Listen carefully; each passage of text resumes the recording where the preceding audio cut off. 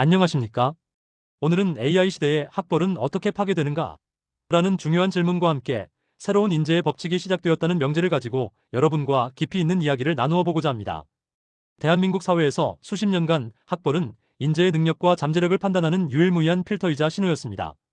이 시스템은 사회를 유지하는 대가로 학벌이 없다는 이유로 뛰어난 인재들을 배제하고 획일적인 기준으로 대한민국의 창의성을 억압하는 막대한 비용을 치러왔습니다. 그렇다면 대학은 지금까지 무엇으로 그 가치를 증명해 왔을까요? 경제학적 관점에서 대학 교육의 가치는 크게 세 가지 핵심 기능으로 요약됩니다. 첫째, 지식과 기술을 습득하는 대학 본연의 기능인 인적 자본 형성입니다. 둘째, 자신의 성실함과 지능을 기업에게 증명하는 신호 효과인 시그널링입니다. 마지막으로 사회적 성공에 도움이 되는 인맥을 형성하는 기능인 네트워킹입니다. 대학은 이 세 가지 기능을 통해 그 존재 가치를 인정받아왔습니다. 초기에는 많은 이들이 AI 혁명이 주로 육체 노동을 대체할 것이라 예측했습니다. 그러나 놀랍게도 AI 혁명은 공장이 아닌 사무실에서 시작되었습니다. 변호사, 회계사 등 전문직의 업무를 대체하기 시작하며 이들을 양성하는 고등교육 시스템의 근간을 흔들고 있습니다. 이제 전문직조차 AI의 위협을 받는 시대에 과연 학벌은 안전할 수 있을까요? 이 질문은 우리 사회에 새로운 고민을 안겨주고 있습니다. 이러한 변화는 단순한 미래 예측이 아닌 이미 실리콘밸리에서 현실로 벌어지고 있는 일입니다. 세계를 선도하는 기업들은 대학은 고장났다는 인식을 바탕으로 학위의 필요성을 공개적으로 부정하며 새로운 채용 실험에 돌입했습니다. 구글, 팔란티어, IBM, 아마존, 마이크로소프트와 같은 거대 기업들이 선두에 서서 새로운 인재 채용 방식을 모색하고 있습니다. 이러한 선구적인 기업들은 학위가 아닌 실력으로 인재를 선발하는 새로운 파이프라인을 구축하고 있습니다. 팔란티어는 대학 재학생의 지원을 받지 않는 실력주의 펠로십을 운영하며 파격적인 인재 발굴을 시도합니다. 구글은 어프렌티십 프로그램을 통해 전공자는 사절이라는 문구를 내걸며 비전공자의 잠재력과 파괴적 혁신 가능성을 더 높게 평가합니다. IBM은 뉴칼라라는 개념을 도입하여 학위보다 숙련도가 더 중요하다고 강조하며 역시 비전공자를 위한 프로그램을 운영 중입니다. 아마존은 미국판 검정고시 출신을 우대하며 편견을 깬 다양성 확보를 통해 조직에 순응하지 않는 파괴적인 혁신가를 찾고 있습니다. 그렇다면 AI는 어떻게 진짜 실력을 찾아내는 것일까요? 기업들은 더 이상 졸업장이라는 간접적인 신호에 의존할 필요가 없어졌습니다. 자체적인 AI 기술을 통해 지원자의 진짜 역량을 직접 검증하기 시작한 것입니다. 첫째, 창의성 분석을 통해 답이 없는 질문에 대한 논리 전개 과정을 AI가 분석하여 창의성을 평가합니다. 둘째, 디지털 발자국을 분석하여 GitHub 등 온라인 포트폴리오를 통해 실제 개발 능력과 성장 과정을 추적합니다. 셋째, 업무 시뮬레이션을 통해 실제 업무 환경을 AI로 구현하여 지원자의 문제 해결 능력을 실시간으로 테스트합니다. 이처럼 AI는 인재를 선별하는 혁신적인 도구로 자리 잡고 있습니다. 페이팔 창업자인 피터 틸은 대학은 창의성을 지원시킨다는 선언과 함께 틸 펠로우십을 통해 이 혁명의 사상적 기반을 제공했습니다.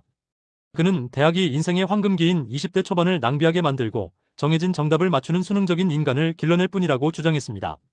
틸 펠로우십은 대학을 자퇴하는 청년에게 10만 달러를 지원했고 그 결과는 비탈릭 부테린, 딜런 필드, 오스틴 러셀과 같은 세상을 바꾸는 혁신가들을 배출하며 그 가능성을 증명했습니다.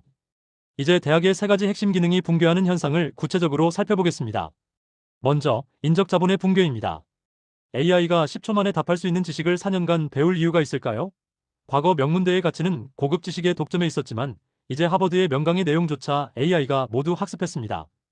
코딩, 수식 계산, 회로, 설계 등 4년간 배우는 공대 지식의 8,090%는 AI가 즉시 답할 수 있는 세상입니다.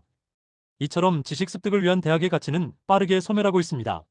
다음으로 시그널링의 붕괴입니다. 기업이 자체 AI 필터를 통해 인재를 직접 찾아내는데 대학의 신호가 더 이상 필요할까요? 좋은 대학을 나왔으니 성실하고 똑똑할 것이라는 시그널링 효과는 이제 과거의 유산이 되었습니다. 빅테크 기업들은 자체 AI 채용 시스템을 통해 졸업장 뒤에 숨은 진짜 천재와 가짜 인재를 직접 골라낼 수 있습니다. 대학의 필터링 기능은 더 이상 유효하지 않게 된 것입니다. 마지막으로 네트워킹의 붕괴입니다. 성과와 데이터 중심 문화에서 학연의 영향력은 지속될 수 있을까요? 빅테크 기업들은 사내 정치를 배제하고 철저히 성과와 데이터로 평가하려는 문화를 구축하고 있습니다.